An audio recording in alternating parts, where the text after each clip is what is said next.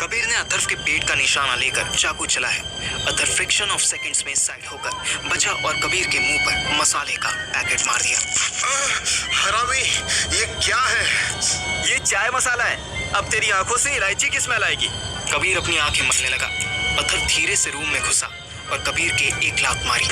बोला था ना कि तेरा वो हाल करूंगा कि। बस बस, अपनी फालतू बकवास बाद में करना। पार्थिव कहाँ है ये बताओ। नमस्ते अंकल, वो पार्थिव बाहर गाड़ी में है। और सुनिए, आप टेंशन बिल्कुल भी मत लीजिए। आपके चेले के लिए पुलिस भी आ रही है और एमएलए साहब भी आ रहे हैं। एमएलए गया भाड़ में, तुम पहले पार्थिव को यहाँ बुलाओ। इससे पहले कि अथर्व कुछ कहता, पूनम आंटी बोल पड़ी। बेटा श्रेया कहाँ है? मुझे उसके पास ले चलो। अरे वो भी गाड़ी में ही है आंटी, आप टेंशन मत लो। बस 5 मिनट रुको आप, पुलिस आती ही होगी। क्योंकि पुलिस के आने के बाद ही वो लोग गाड़ी से निकलेंगे। और ये रैम्बो अब ऐसा जेल जाएगा ना कि 10 साल से पहले बाहर नहीं आ पाएगा। इतनी देर में कबीर अपनी आंखें साफ कर चुका था। 10 साल तो बहुत दूर है। मुझे 10 मिनट भी अंदर नहीं करेगी पुलिस। तू इधर आ, तुझे कुछ मैनर्स सिखाता हूँ। अब अथर्व का पिटना निश्चित था। उसने अपने प्रोटेक्शन के लिए कबीर का ही चाकू उठा लिया। अबे साले औकात में रह, वरना एक ही स्क्रैच में तेरी पन्नी फाड़ दूंगा मैं। शाबाश, इसे भी ले आ। हाजा, डर मत। अथर्व ने कबीर की तरफ चाकू चलाया। कबीर ने सेकंड से भी पहले डिफेंस कर अथर्व का हाथ अपने लेफ्ट हैंड से रोका और राइट हैंड से उसके पेट पर जोरदार पंच मारा। अथर्व सैमसंग की फोन की तरफ फोल्ड होकर गिर पड़ा। कबीर ने अपना चाकू उठा लिया। सब कुछ अकॉर्डिंग टू प्लान हो रहा था, बस चाय मसाला इंटरेस्टिंग था। किसका प्लान था ये? पार्थिव ने। क्या पार्थिव? हाँ, वो भी चाणक्य है ना तुम लोग का। चलो उससे भी बात करके देखते हैं। एनीवेज, थैंक्स फॉर एवरीथिंग अर्थव। कबीर रूम के बाहर ऐसे जाने लगा जैसे कंपनी गार्डन में वॉक कर रहा हो। रुक जाओ कबीर, अपने टैलेंट को ऐसे बर्बाद मत करो। टैलेंट तो ऑलरेडी तुम लोग का पिछवाड़ा चाटने में वेस्ट हो रहा था। अब कम से कम मेरे काम तो आएगा। और भूलना नहीं, आपको मुझे सेफ मैसेज देना है। मैं ऐसा नहीं करूंगा, चाहे जो करना है कर डालो।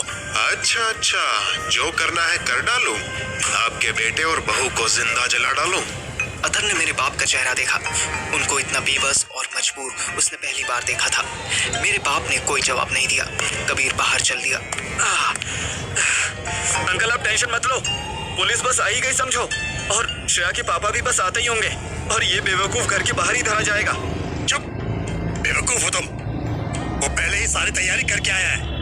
मैं सुहानी बैक सीट पर बैठे थे, श्रेया ड्राइविंग सीट पर थी। अचानक गली के दोनों तरफ से पुलिस की गाड़ियां आ गई। मैं गर्म पानी पी चुका था तो गला थोड़ा बेहतर हो गया था। चलो, अथर्व ज्यादा पिटा नहीं होगा। पता नहीं यार, मुझे तो कुछ ठीक नहीं लग रहा। जब तक वो कबीर अंदर ना हो जाए और हमें घर ना मिल जाए, तब तक मेरी टेंशन नहीं जाएगी। टेंशन छोड़ दे, मेरे पापा आ रहे हैं। तुम दोनों मेरे घर पर रह जाना। 3rd फ्लोर पूरा खाली पड़ा है। अरे तेरा भाई वो नहीं है? नहीं ना, उनको तो हार्वर्ड भेज दिया था डाडा ने। हमारे आसपास का माहौल एकदम रोहित शेट्टी की फिल्मों जैसा हो गया था। एक साथ 5 महिंद्रा बुलेरो आकर खड़ी हो गई थी। सबके सर पे लाल नीली बत्ती घूम रही थी और सभी सायरन बजा रही थी। इसी मोमेंट पर व्हाइट टी शर्ट में बाइसेप्स चमकाता कबीर घर से बाहर आता दिखा। उसने हमारे सामने सनग्लासेस लगाए। साला बहुत हैंडसम लग रहा था। मैं तो भगवान जी से लाख बार थैंक यू बोलता हूँ कि उन्होंने मुझे इतना हैंडसम नहीं बनाया, वरना ऐसा मास्टरमाइंड और कबीर जैसी बॉडी लेकर तो मैं रावण से भी ज्यादा घमंडी हो जाता। तभी श्रेया गाड़ी से बाहर निकली। श्रेया प्लीज रुक जाओ ना 2 minute. Don't worry, my father is here. Kabir का फेस देख लग रहा था कि उसको 5 बुलेरो भर के आए पुलिस वालों की घंटा परवाह नहीं थी। उसकी और श्रेया की निगाह मिली। धूप सर पे चढ़ चुकी थी। श्रेया ने गाड़ी में हाथ डालकर अपना चश्मा भी उठा लिया। सेम टाइम पर एक एम्बेसडर आकर रुकी। उसमें 2 गनमैन के साथ श्रेया के अति फेमस पिताजी बाहर निकले। वो ब्लैक सफारी सूट पहने, नाटे से, मोटे से, मूंछ वाले भद्दे से दिखते अंकल थे। उन्हें देखकर मैं श्योर हो गया कि श्रेया अपनी मम्मी पर गई थी। मुझे ऐसा लगा कि अब पुलिस वाले कबीर को पकड़ के धोना शुरू कर देंगे। वो तो बाहें फैलाए शाहरुख खान की तरह श्रेया की पापा की तरफ बढ़ा और दांत दिखाता बोला, लाल जी को प्रणाम। पैरी पौना लाल जी। उसके पापा का नाम मंदन लाल उपाध्याय था। कबीर उनको एक सेंटेंस में 3 बार लालची बोल चुका था। फर्स्ट इंप्रेशन से तो यही लगा कि ये दोनों परसों पुराने दोस्त थे। हाँ भाई कबीर, ऐसे अचानक आने की बजाय बता के आया करो ना, तुम्हारी अच्छी खातिरदारी कर सकेंगे हम। श्रा के तोते उड़ गए। उसे उम्मीद थी कि उसका बाप उसे हर हाल में प्रोटेक्ट करेगा, उसका फेवर लेगा। हम चारों लोग डिवाइडेड बाय मेनी थिंग्स और यूनाइटेड बाय हरामी बाप ग्रुप के मेंबर्स बनते जा रहे थे। Dada? Pa? What are you doing? He tried to kidnap me. He threatened Mom. बेटा, go inside. I will come to you. No, Pa. This is absurd. How can you tolerate? My darling, go inside. I am saying now. I will come to you. Give me. No, Dada. I'm not going anywhere. Shreya ने अपने हाथ बांध लिए। तब MLA साहब अपनी विधानसभा वाली tone में आ गए। मैं तुझसे बोला ना अंदर जा तो मतलब अंदर जा, अभी निकल। श्रेया कांप गई। एमएलए साहब उसे घूरते रहे। श्रेया ने मुंह झुकाया और सीधे घर में चली गई। चंदन लाल के चेहरे पर फिर से स्माइल आ गई। हाँ तो कबीर जी, कहाँ थे अब? हमका तो पता नहीं, पर आप अभी तक यही है, तिहाड़ जेल से बहुत दूर। तिहाड़ जेल सुनते ही मेरे कान खड़े हुए। अब मैं 100% श्योर हो गया था कि कबीर ने एमएलए साहब को कोई बॉर्नवीटा खोल के पिलाया था। तभी एक पुलिस वाला आया और मुझे और सुहानी को बाहर आने के लिए कहने लगा। हमने क्या किया है सर? ये जवाब भी चंदन लाल ने ही दिया। हेलो बेटा, you must be Parthiv, right? Shreya तुम्हारे बारे में बात करती है। खुला झूठ बोल रहे थे। पिछले 3 महीने से तो बाप बेटी में ठीक से कोई कन्वर्सेशन ही नहीं हुई थी। हेलो अंकल, बट ये हमें क्यों? कुछ नहीं बेटा, जस्ट फॉर रूटीन। इनफैक्ट तुम्हारे बेनिफिट के लिए। तुम दोनों ने मंदिर में तो शादी कर ली है ना। Now police will protect you till you feel safe. Go with them, don't worry. मुझसे पहले सुहानी बोल पड़ी। नमस्ते uncle, sorry to say but हमें कोई प्रोटेक्शन नहीं चाहिए। We are fine. आप बस कबीर को। कबीर और सुहानी की निगाह मिली। देखिए, मेरा मतलब साफ है। कबीर जी से कह दो कि वो हमें तंग ना करे, हम चारों को तंग ना करें। श्योर बेटा, वही बात करने के लिए मैं अर्जेंट मीटिंग छोड़कर यहाँ आया। जाओ तुम इंस्पेक्टर, इनको इनके घर लेकर जाओ। अगर फैमिली रहने के लिए मना करे तो मुझे बताओ। पुलिस वालों ने गाय की तरह सर हिलाया और हमें बुलेरो में बिठा लिया। हम दोनों वापस करोल बाग की तरफ चल दिए। ये फर्स्ट टाइम था कि मैं थोड़ा रिलैक्स हुआ था, पर सुहानी को इन पुलिस वालों पर भरोसा नहीं हो रहा था, जबकि हमेशा शक करना तो मेरा काम था।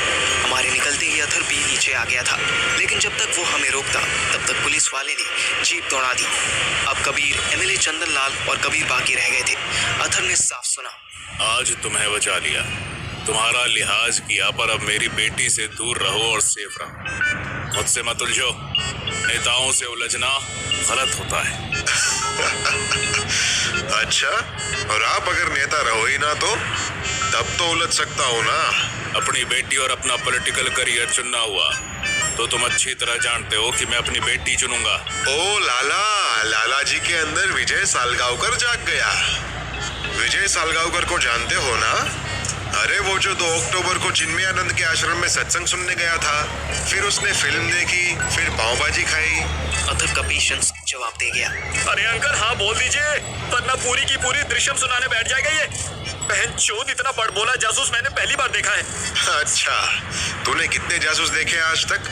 इनाफ, अब तुम बच गए ना, जाओ यहाँ से। और मेरी श्रेया की शादी का क्या होगा? बुलाता हूँ पंडित जी, निकलवाता हूँ मुहूर्त। अभी तुम जाओ। ठीक है ससुर जी, अभी के लिए जाता हूँ। कबीर वापस मुड़ा और जाने लगा। अरे मैं घर में वापस जाने के लिए नहीं, यहाँ से दफा होने के लिए कहा है। मेरी गाड़ी आपकी कोठी के पीछे वाले खंडर मकान के सामने खड़ी है, वहीं से जाता हूँ। कबीर के जाते ही अथर ने एमएलए साहब को जल्दी से सारा किस्सा सुना दिया। एमएलए अंदर आए और सामने मेरे बाप को बैठा देख थोड़े से चौंके, फिर नॉर्मल हो गए। बहुत टाइम बाद दिखे अशोक, सब ठीक है ना? नहीं, मुझे ब्लड कैंसर है।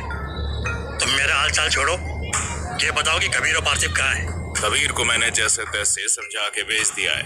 और पार्थिव? उसे और सुहानी को तो पुलिस ले गई। अरे ऐसे कैसे? घबराओ नहीं अशोक, पुलिस उसके प्रोटेक्शन के लिए। पार्थिव तुम्हें तुम्हारे घर ही मिलेगा। मेरी बेटी कहाँ है? पूनम आंटी ने साथ वाले रूम की तरफ इशारा किया। मेरा बाप तुरंत कमरे से बाहर की तरफ भागा। अथर, चलो मेरे साथ। भारतीय मुसीबत में फंसने वाला है। अतः बिना सवाल किए मेरे बाप के पीछे लपका और एमएलए साहब अपनी बेटी को मनाने के लिए उसके कमरे को बार बार नॉक करके बोले, आई एम सॉरी बेटा, I didn't want to yell at you, let me talk to. दरवाजा अंदर से लॉक नहीं था और अंदर कोई नहीं था।